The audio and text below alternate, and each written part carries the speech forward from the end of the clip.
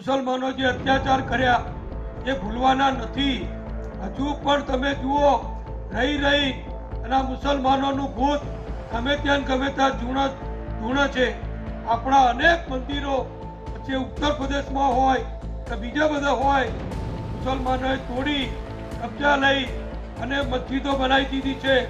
એ બધું ધીમે ધીમે અત્યારે આપણા મુખ્યમંત્રી યોગી આદિત્યનાથજી જે કામ કરી રહ્યા છે એ તમે જુઓ છો. એ બધું પાછું આવશે, પણ આપણો સહકાર આપવાનો, આપણે જોયા નહીં કરવાનું.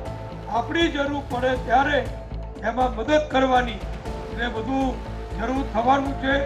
આ જુઓ તમે, ઔરંગઝેબનું પાછું ભૂત એ ધૂણ્યું છે.